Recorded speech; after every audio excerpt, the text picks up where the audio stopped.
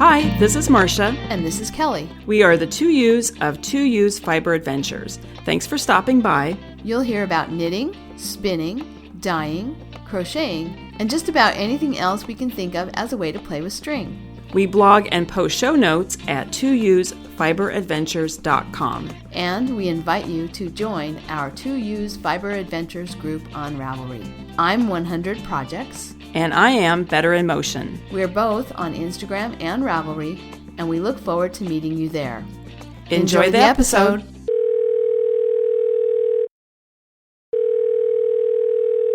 Hi, Kelly. Hi, Marsha. How are you doing? I'm doing great. I've got a bunch of fleece in my garage. Oh, yay. Well, I was looking at your Instagram posts and was very jealous and also just super excited. I loved all the pictures of the fleece and everything from the fair.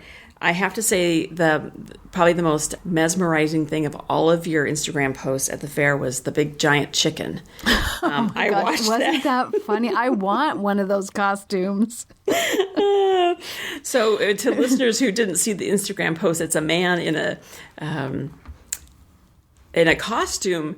So it looks like he's a cowboy riding the chicken. Yeah, and it's one of those costumes on stilts. So he's actually quite tall. Oh, okay. Not as tall as the stilt walkers that do like the juggling and stuff that are look really tall and skinny. But he was on stilts. So yeah, there were like little fake legs hanging out over the side of the chicken's body, and then his legs went down into the stilt legs that were the chicken legs.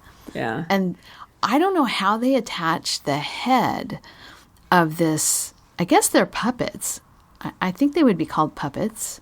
I mean, they have some of the characteristics of puppets. But how do they make the head move like a chicken?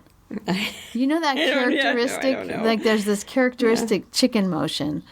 And however they attached the head to this body of the chicken, it really did look like chicken. Yeah, it moved like a chicken. Mm-hmm. And then I also like, too, that it wasn't just your classic white chicken, it was the black and white, like the... Yeah. What's this? Barred rock is what they're called, yeah. Like Abigail, the chicken we just lost, yeah. Which I have to ask you, what happened to Abigail? Was it just old age? She was 8 years old? I think so. She was 8.5, and she'd been laying, all the way up until just fairly recently. And I checked her out to see, if she had one of our chickens died because she had a sour crop. It's like they get the wrong mix of bacteria and fungus in their crop. But it wasn't that. Her crop was emptying every night. But she had a bad leg. She was, arthritic in one leg. Mm.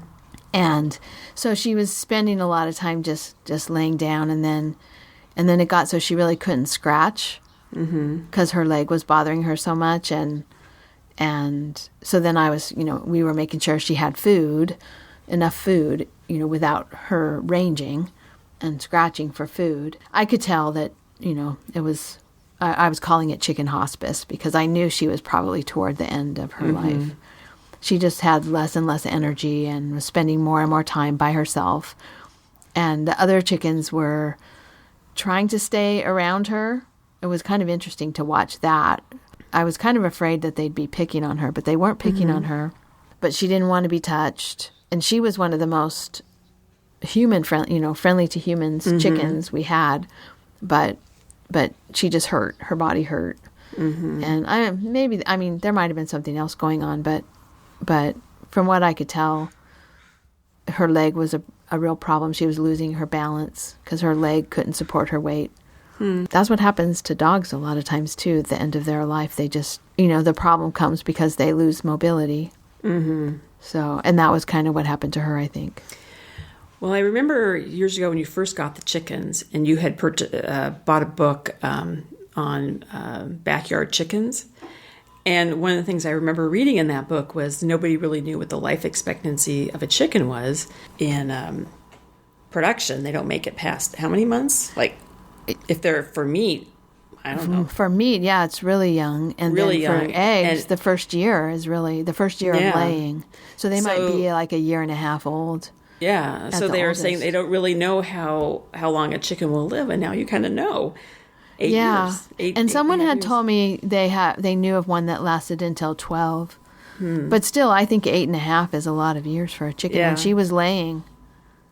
she was actually laying the entire time. I mean, her eggs were the shells were real thin, and they were pretty fragile. You had to be careful when you picked them up. But she was a really solid layer, all the way up almost to the end. So a good long life. Yeah. I think. Well, let me just say, for the life of a chicken, that what the typical life of a chicken is, she had a very good life. Yeah.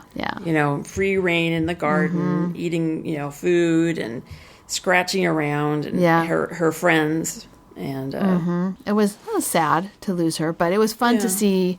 It was fun to see this larger than life size barred rock chicken walking around the fair. Yes. No, it was sort of mesmerizing. And you did, I noticed that you did post the video that you took of the chicken in the discussion thread. Yeah. So if people don't have Instagram, they can see it in the discussion thread. Yeah. Yeah. Anyway. Well, and I can put it in the episode thread too, if I remember. Yeah.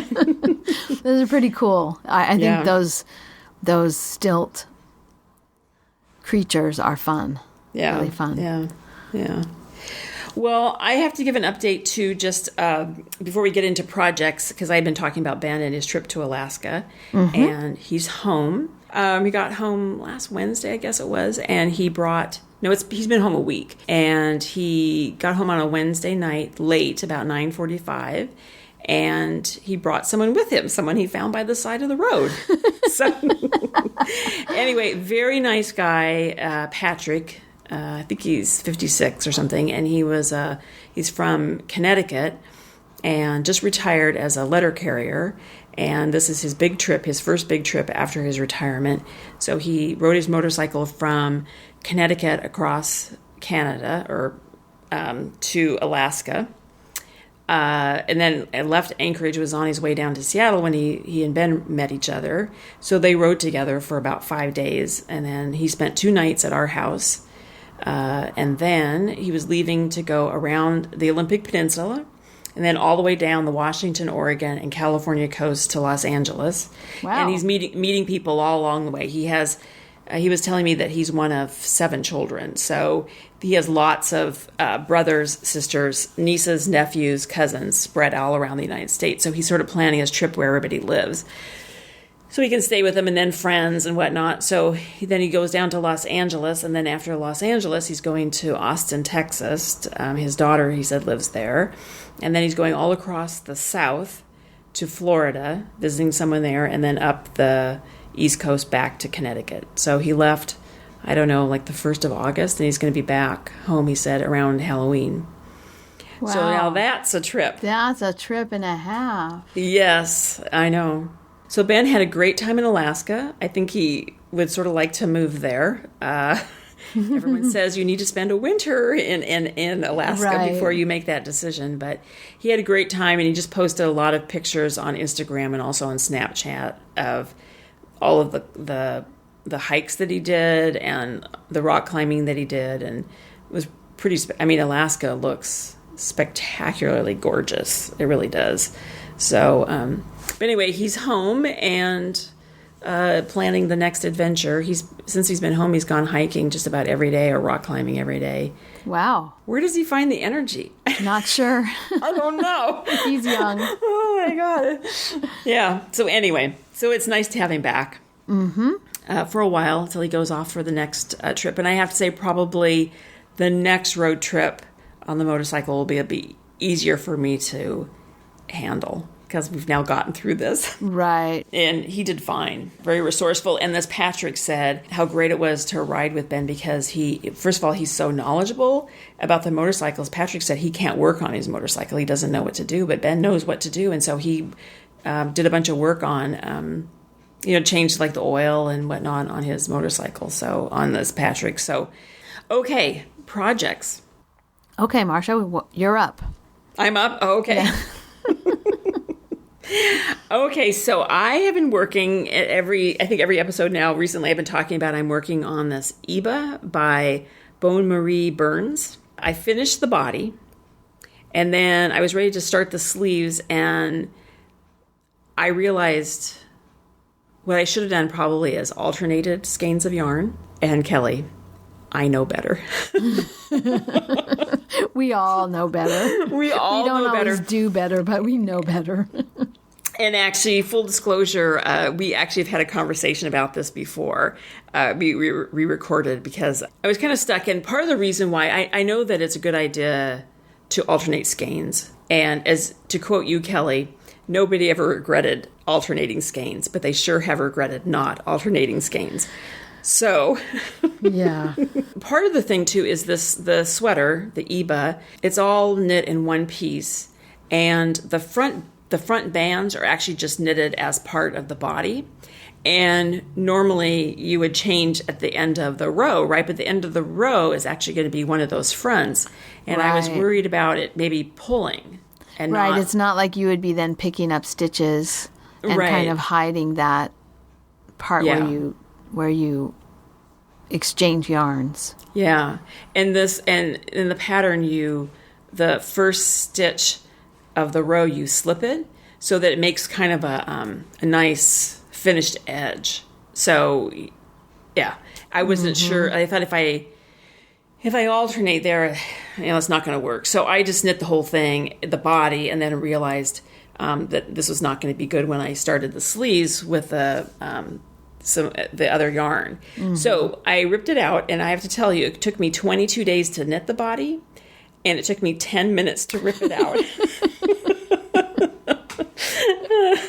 Well, at least the painful part goes fast. Yes, and I have to say, I sat there for a week, and finally one night I thought, okay, I'm going to have a glass of wine, and I'm going to rip this thing out. So I did.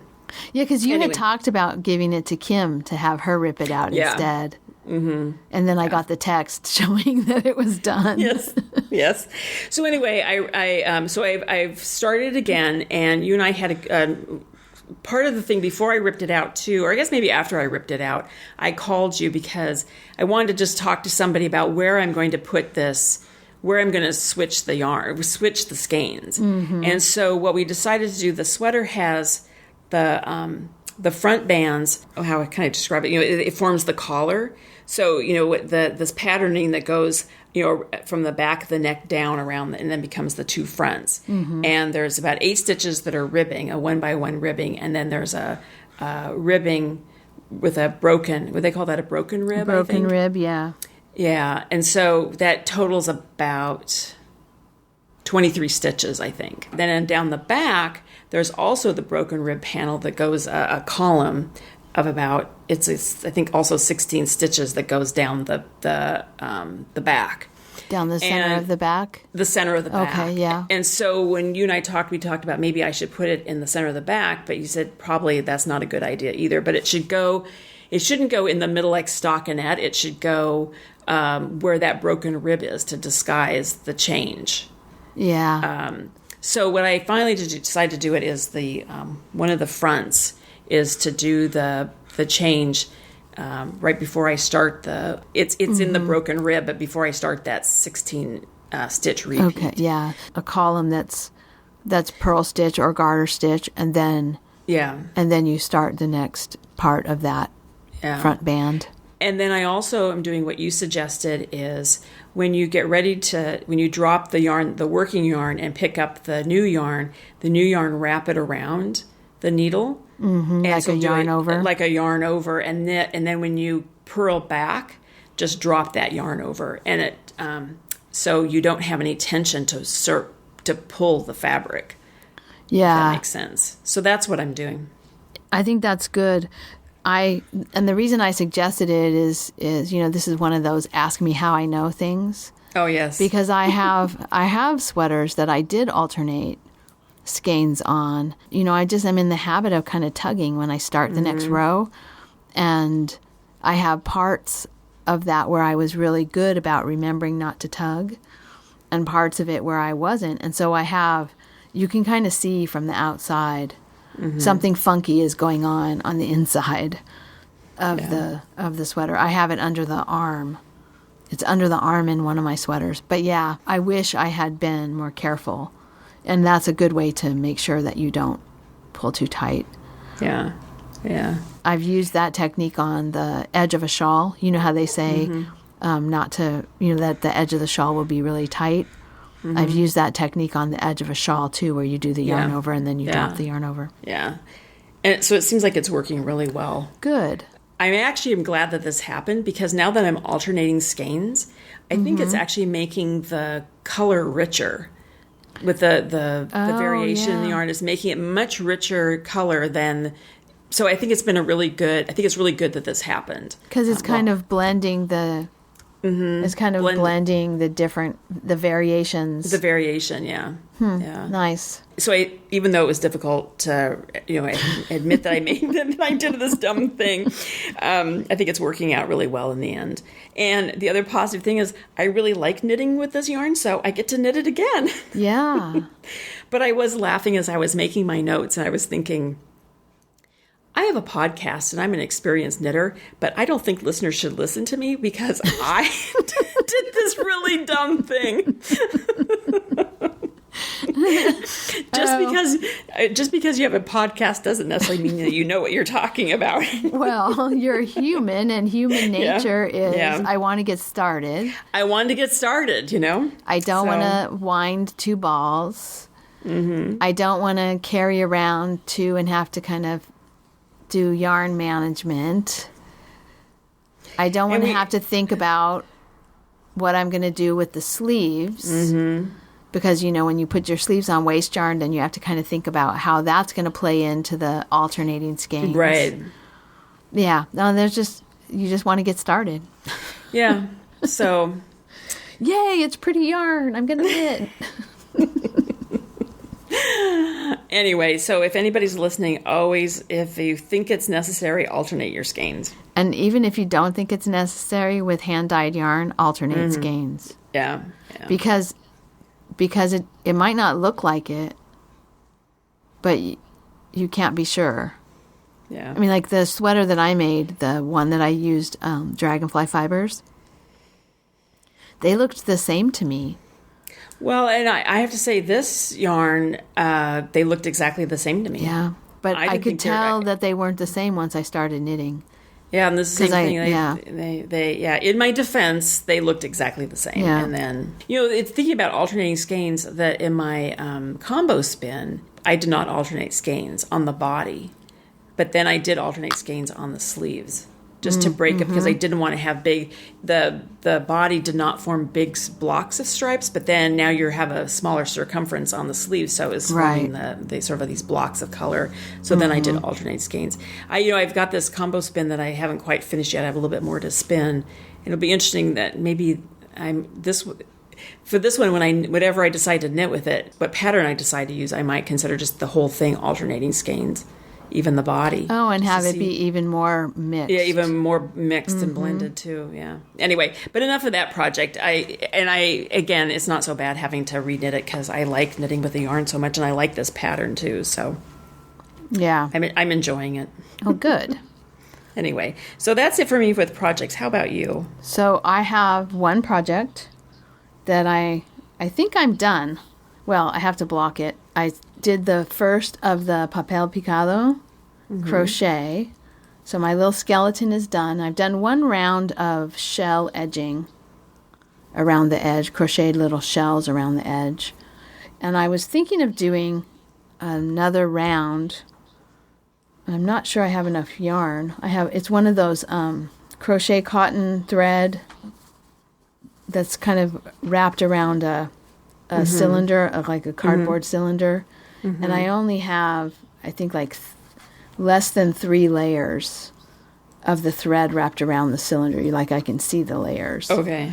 I don't think there's enough. I don't know, because I can't really gauge on this, but I might run out if I tried to do anything too fancy around the rest of it. I might go around it one more time with just shells, just the same type of shell, or maybe something a little picot-y. I'll have to look in the book and see what I can find. But the bigger, fancier shell that I was going to do around the very edge, I think will use up too much yarn. So it's small. It's smaller than an 8.5 by 11 sheet of paper, which that was kind of what size I was hoping it would come out to be. So it's a little small. So I think the next one I do, I'll put a lot more edge around it. Because it's just the pattern that I have is just the chart. Michelle Maross has this pattern, and it's really not a pattern, it's more of a chart. So she has the chart with the crochet skull, and then she shows it with just a little shell edging around the edge too. Hers look bigger than mine, but I think what I'll do is the next one I do, I'll use that chart in the middle, and then I'll chart out something to go around the edge. So it won't just be the squares of the filet crochet, the net. It'll be like a border, like maybe flowers or something. Because you just color in like little squares of graph paper to make a design. So I'll make some sort of design around the edge, and maybe that will make them bigger. So this I guess I could still just consider this my swatch. But it's cute. It's got, definitely you can tell it's a skeleton head.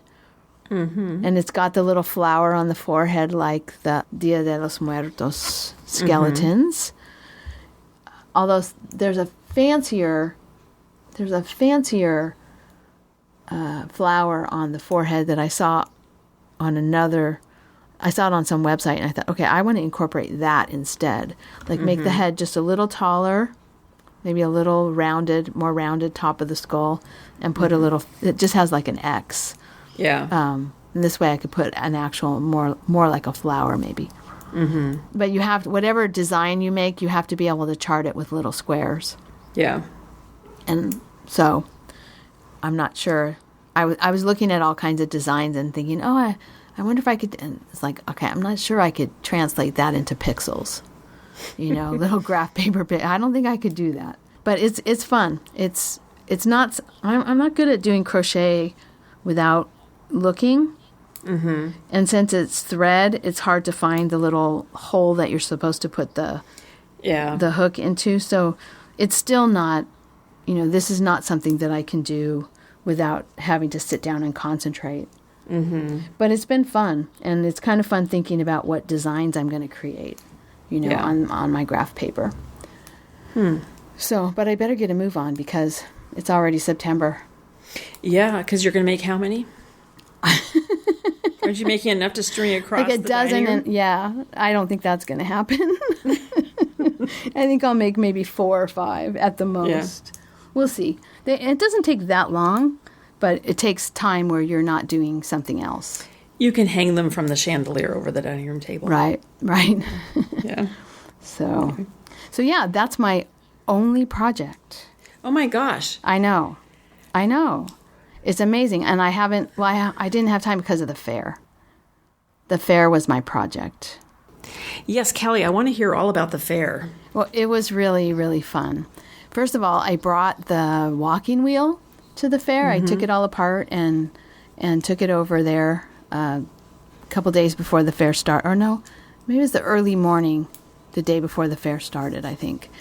It doesn't matter when I brought it over there, but I took it over and I set it up, and so I just spun on the walking wheel the whole time I was there. And the fair started on Thursday, and I was not able to go on Thursday, but Friday afternoon I went, and so I was there Friday afternoon after work. I just sort of dropped everything as soon as my last class was over and went over to the fair. So I was there by about 2:30, 3 o'clock. And so I was there Friday until 9. And then I went in Saturday, and I was there all day Saturday and all day Sunday, both of those days until about 9 o'clock. And then Monday was the auction. But the days that I was in the wool room, I was spinning on that big, gorgeous walking wheel, spinning cotton. So I got a lot of practice on that. That was really fun. So, and it was fun to see people's reactions. A lot of people asking me what's the difference between this really big one and the others. And so I got to, kind of explain the evolution of spinning from hand spindle to attach a spindle to a drive wheel to the development of the flyer and bobbins where you don't have to stop and wind on. It just winds on automatically. Yeah. So I went through that spiel, I don't know, hundreds of times. But it was fun. I really enjoyed demonstrating in public. I like talking to people about spinning. Well, it looked fun, and I'm sure like the kids liked it too, right? Kids excited about the spinning wheel. Yeah, some of them. It's funny. It's the same with adults too. Some people are just fascinated, and you can just see in their eyes how curious they are and how interested, and then it's the same thing with kids. Some of them are just fascinated, and some of them are, when do we get to get the ice cream? When are we going to get Dippin' Dots? Can't we go get Dippin' Dots? Yeah. So, but there's this look that people have. They get this sort of dreamy look about spinning. That's really fun. One of the really fun things was the last night, Sunday night, before the auction. It had slowed down quite a bit. There weren't very many people coming through, so we took fleeces down off the wall and opened them up, unrolled them, and looked at them. Oh yeah. So that was fun. It was kind of like the judging, only you get to see more because the judges don't unroll them. Typically, they don't unroll them. So we carefully unrolled them and looked at them, and you can see the shape of the sheep, and then rolled them back up, and that was very cool to get to like see firsthand. But I think that might be part of the reason I ended up with as many as I did. Yes, I should. I saw your post, so I have to. So you just have to tell everybody what you bought. Yeah. So one of the ones that I was interested in from the judging was the Oxford, because I haven't ever spun Oxford. And yes, well, and I have to admit I've not heard of it. So what's the background? It's on a Oxford? Medium breed. It's more similar to the down breeds, and apparently the down breeds are not down like Downy, but down like the Downs, the landscape. Is it the Scottish Downs? I don't know where the Downs are, but anyway, there are Downs in the UK somewhere. And these sheep were from that, and so the down breeds are from that area. Oxford apparently is not from that area, according to the judge. So it's not technically a down breed, but it does have that sort of bouncy, spongy characteristic of those. So not super, super soft. I mentioned in the preview episode that I did that it would be good for socks, but who needs 5 pounds of socks? Right. So I have someone who has, one of the listeners contacted me and is interested in splitting it. And then also one of the women at the Anne's Web Guild is interested in splitting. So that one's going to be split up. So we'll each have about 1.5 pounds of fleece to work with, which will be nice. Not too much. Yeah. So that one was one I was interested in. And then there was also a CVM fleece. And I don't know why it was a nice big one. I'm a sucker for a big fleece. And this is a dark, it's kind of a dark gray, but with really weathered tan tips.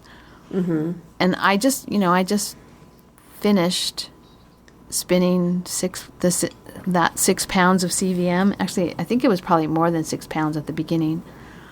But that I used for my sweater, the Orcas Run sweater was CVM, and I just finally felt like I got out from under all that. And then I thought, but I have to have this fleece. It's so nice. And it turns out it's the same producer. It's Freddie Johansson, the same who had the other ones, like in 03 or 05 or whatever year. I don't remember what year it was, but it was somewhere around there, early 2000s, that I bought that other one. And her fleeces are nicer now. This one is, and the other ones she had in the show, softer than the CVMs that I bought back then. So that's kind of interesting to see the changes, between then and now. So I got that one. And then there was a Columbia. I haven't spun Columbia either. So I thought, I'll bid on that, and if it goes for a good, if it's a good price, I'll bid on it. So I did, and that one it was a good price, and I ended up getting it. Another medium, really bouncy style of fleece, but it'll be softer than the Oxford. And then there's a mohair, And I really like blending with mohair, so I thought, oh, that would be kind of nice. It's only 2 pounds, so that's not big. And it was mohair from one of the guild members. Oh, okay. So, yeah, so I thought, oh, that's kind of cool. Really pretty white mohair. So it'll be really a nice blending. Some kind of something for the pantry, when you want to do a blend and put in a little bit of silky shine and strength. And then there were the 2 that were sort of accidental fleas. Trying to get people to bid, so you bid on something and then nobody else bids on it and you're stuck with it? That was one of them. It was a Corriedale, and the price, I think the price started out, it was one of the fleeces, some of them had opening bids of like $3. And I thought, okay, this cannot be. This can't be. So I was bidding them up a little bit, and I went a little too far. And ended up with a small Corriedale fleece. It's a small one, so there was a big Corriedale fleece that I wasn't bidding, but I was going to split with a couple of women from the guild. But it was actually a little bit of a bidding war, and then the other person got it. And it turns out, I didn't realize this at the time, but it turns out that the other person who got it was an 11-year-old girl who was there with her grandmother. Oh. Yeah. So I thought that was very cool. Yeah. Yeah. So it's good that she got it. Yeah. And I guess Grandma was willing to pay. Yeah. I felt a little bad afterwards about bidding up on a little girl, but I know. All's fair in fleece auctions. Yes, and grandmothers will do anything for their granddaughters. Yeah, yeah. So I thought that was cool that we had someone that age who's interested in spinning. And she was wearing a skein of yarn, a hand-spun skein of yarn around her neck as a necklace. And then at a certain point, she had it doubled up, and she had it like on her head like a hat. She was wearing it on her head like a headband, It was very cute, yeah. Very cute. That's so I'm funny. hoping to see her on Saturday. We have our spinning guild, and the Saturday after the fair, they do a learn to spin day.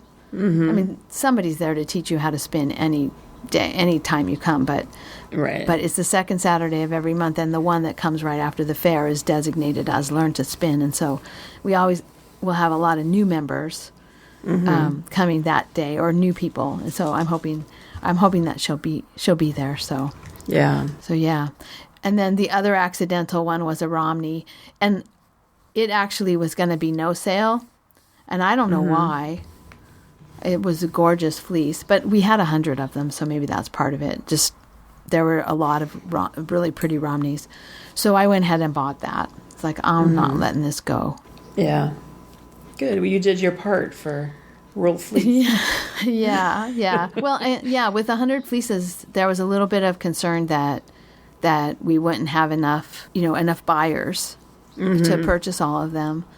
But there were 11 fleeces that didn't sell, that got no bids, and they all had a minimum bid of $25 a pound. Oh yeah, and that's a lot. Yeah, I mean, I'm not saying that it's that doesn't cost that much to raise a sheep, but it just when it's and there were plenty of fleeces that went for more than that, but when that's the starting bid, it kind of, I don't know, there's kind of a strategy, I think, to auction pricing. If your price is low enough that people enter, and then, and what's another quarter? Mm-hmm. And then you could end up at a price higher than you think. Yeah. Just because of the bidding process. So there was a Jacob, the producer said it had Jacob ancestry. So it was a maybe Jacob cross, or maybe not first generation cross, but a couple generations down the line. Mm-hmm. That was a bidding war. It went up I think it went up to $40. Oh my $40 a pound. Oh my goodness. I mean, that's a lot. That's a lot, yeah. But that was pretty fun to watch. There was some big excitement happening there. Wow. So, and it did not start at anywhere near that price. But it ended But was up, it one of those it wasn't one of those $25 a pound ones though? No. It started, I don't remember, but I would say probably less than $8 a pound is where it started. There were just a few people who wanted it.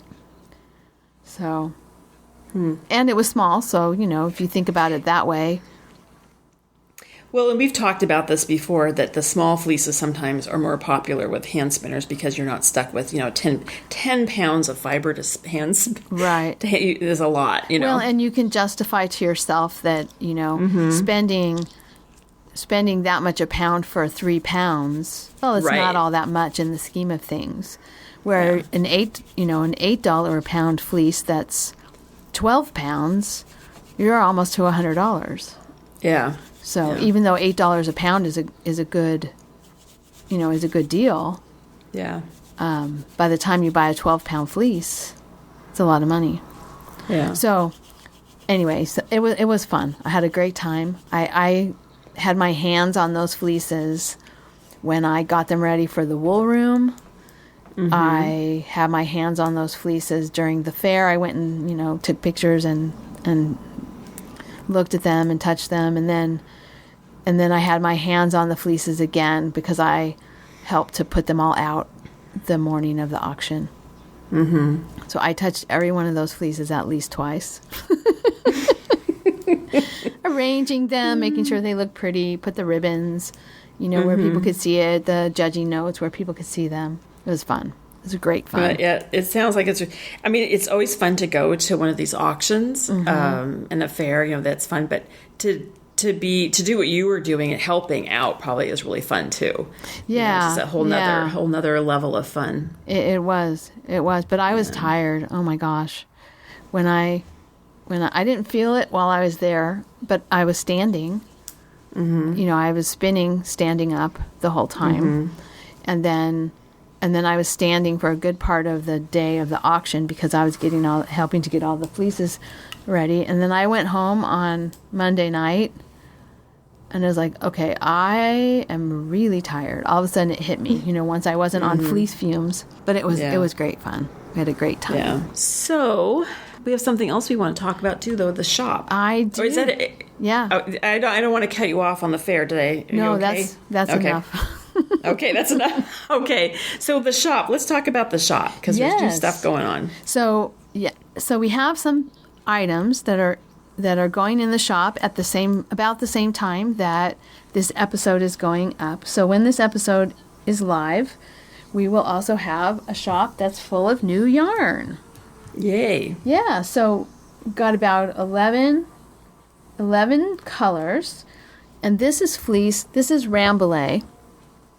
It's a fingering weight Rambouillet 2-ply, and it's the climate beneficial wool that I've talked about before. I was so excited when I saw them at Fiber Shed and heard about this idea of certified climate beneficial wool where the compost is applied to the rangelands and plantings are done and other kinds of protections that mean that the land actually sequesters carbon and pulls more carbon out of the atmosphere than is created by the farming practices.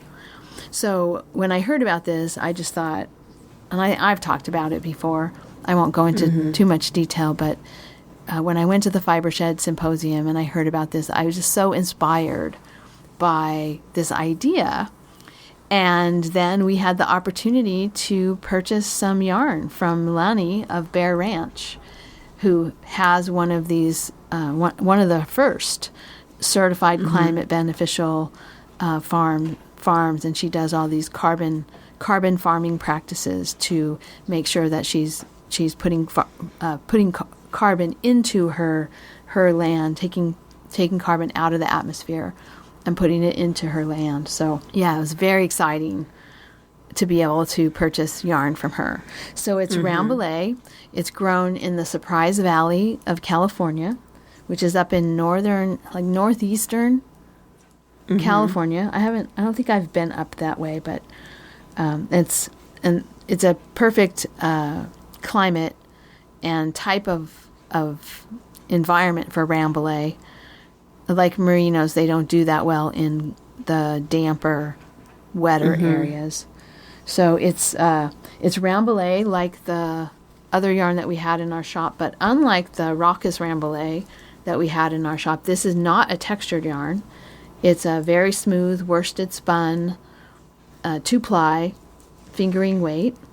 It comes in a skein that is, it said 500 yards, but I am going to label it instead 490 yards just in case, because you lose some in the dyeing process. So 490 yards to a skein, about 110 grams in a skein. So a plump but light fingering weight. And the colors that we have are all sort of coordinated. So there's some sort of taupey browns and teals and some lavender. Some are solids. There's light teal, there's darker teal, and then there's a real pale turquoise. There's some speckles. We have an orange with some teal and darker orange speckles. We have a turquoise with orange and purple speckles. Then we have a like brown with the darker teal speckles. So they remind me of the end of summer and the beginning of fall. Some of them are sort of beachy, but they also sort of hint of the fall colors. Yeah. I don't know that I wouldn't call them actually fall colors, but they're sort of a hint of the coming of fall. So, and then there's also some skeins of a really bright sort of highlighter pink solid, and then there's the that same highlighter pink with purple. So, okay.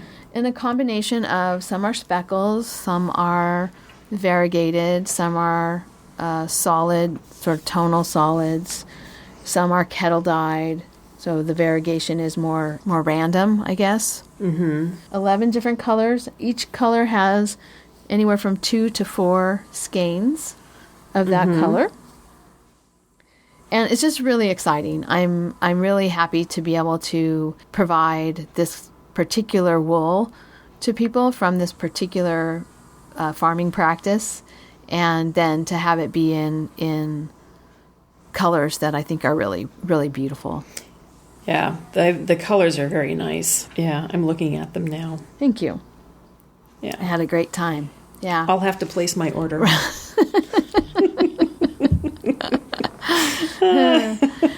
Yeah, so those are going to be in the shop. So come look at the shop. The shop and the show notes are on the same website, twoewesfiberadventures.com. So take a look, and if you'd like to support the podcast and get some great yarn in the process, that's how you can do it. Well, I'm excited about the yarn. But yeah, I'm very excited about the shop. And I am also going to, I haven't done this yet, but I am going to make some of the fleeces that I got, put fleece portions, washed or unwashed, of those fleeces, some of them in the shop as well, in case people are interested. So people can buy a little bit of Oxford. Well, no, the Oxford is spoken for. Oh, that's spoken for. That's right. I'm sorry. That one I already have it being divided 3 ways. So yeah. So that one's spoken for. But there's a CVM and a Columbia and a Romney and a Corriedale and a mohair. We'll put information about each of those in the shop as well, in case someone's interested. I'm excited to have a full shop again. I know, it's nice. So, and we have some plans for some more overdyed gray too, but that's and then I need to come down for a dyeing marathon. Yeah, so we can make some more. Any other business to talk about? I was going to add one last little thing. Is I've been talking about doing agility with Enzo. Oh yeah, and I think the last time we recorded, I was getting ready to go back to agility at the place where I was doing it. So I went back. They have 4 levels of agility, I think, and so he had actually graduated from agility 1, but the recommendation was to come back and just for a refresher. So we went back, and usually there's 6 people. There's 6 slots for dogs, but we were the only dog. My gosh. So we had kind of a private lesson. Nice. It's kind of nice. anyway, she said yes. He even though he had graduated from Agility 1, she said he can go on to Agility 2. He was a good refresher. So now we've gone to 2 classes of Agility 2. He's doing pretty well. I think part of it is he's just older. Yeah. His brain is more developed, I think, than when we were doing Agility before. He's doing a much better job of, they have these little square boxes that they're supposed to sit on. And he had a really tough time. I could get him to sit on the box, but he had a tough time like keeping to himself. Yeah. He would straining to get like a whiff of the dog next to him. And he's doing much better just sitting on the box and not trying to. Well, and he's had more obedience training too. He's had more obedience training, but I also think too he's just kind of older too. Yeah. Like a combination of both. His brain is sort of settling down. If that makes sense. I don't. Yeah. So he did really well. So I'm still looking though for a place to do agility training in a more accurate setting, as opposed to this is just an indoor setting and it's kind of a small space. So it's a good place to get used to the equipment, but it's not a good place to practice using the equipment with distance between the equipment. Mm-hmm. So I'm still in the process of looking for something, and I have some leads. Oh, good. I'll report in on that. But we have started, and it's really fun. Oh, good. I'm glad you're enjoying it too. Yeah. Yeah, and he seems to be enjoying it. So the dogs really like it. Yeah. Yeah. Yeah.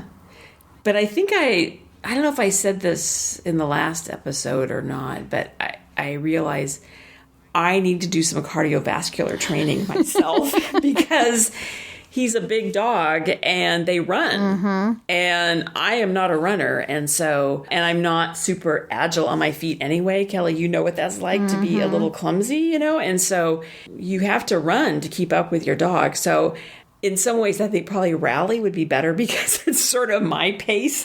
But I'm going to give it a try. Good. It'll be good for me. I'll have to do a little training myself. Right, yeah. For stamina. Well, that sounds fun. I hope you are able to find something. Yeah, I'll keep searching. There's places there. Mm-hmm. I just have to. In fact, the woman that does the training, we were talking, and she just did a competition with her dog in agility, so she's a good resource. And she was telling me about the place where she goes. Oh, good. So I'm gonna look into that. So okay, yeah. And is it far? I think she said it was over in Woodinville, which is far, but I mean they're all going to be outside the city, right? Yeah, for sure. Yeah, it's not like going to be down the street. Yeah. But it sounds like, okay, I have to press anybody who's listening that knows about agility may know differently, but my sense is there's training centers where they're actually training for agility. I found 2 of those, but it also sounds like there's a lot of groups that are just have the equipment and they just go to a park and set up the equipment or a dog park or something and set up the equipment and just practice as a group. Yeah, we used to do that with obedience. Yeah. Where there was a group of us, yeah. Yeah, so I just have to find a group like that too. That, yeah. Well, anyway, and if you get started in one of the classes, you'll probably meet other people who do that. Exactly. Yeah. Because people are not going to go all the way to Agility 4 and not do some sort of competition. I mean, maybe people are just doing it for fun, but I think also part of the fun is to have a goal and train for a goal. Mm-hmm. At least that is for me. So I think most people are kind of like that. Yeah. Yeah. So, thinking of goals, I'm sitting here knitting on my Eba as we're talking, and I had set the goal to finish the sweater by the time Ben got back from Alaska, and I would have made that goal right if I had not had put the project in reverse. So now we're going down to the Washington coast for a week, beginning I think on Saturday's the 22nd. And my goal is to finish it at the beach. Oh, good. So, yeah, I'm going to try and get the body done by the 22nd, which is about 22 days what I did for the body, right? Yeah. So I figure that's about the same. And then I could probably do the sleeves in a week at the beach. Yeah. Well, and the nice thing about that pattern is you don't have to pick up and do a band. Yes. It's already done, yeah. That's really nice. And then the other thing too is as I'm joining balls, I'm doing the spit splicing. So I will just have to weave in the beginning and the end. Oh, yeah, that's beautiful.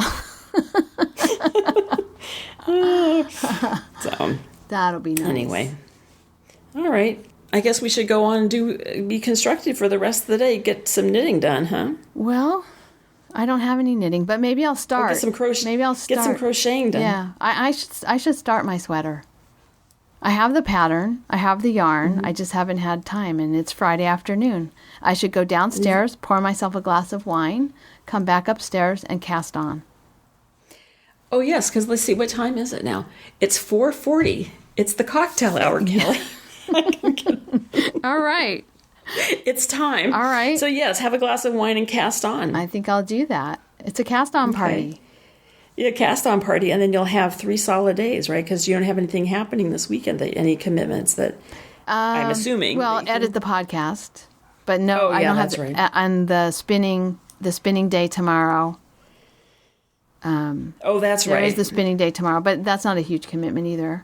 And I mean, it's not like it's a huge sacrifice to go spin for a couple of hours. Yeah. Oh, boo-hoo, right? Yeah. Okay. So, all right. Well, go have your wine and cast on. I'll go do that. Happy cast on to everyone else who's casting on this weekend.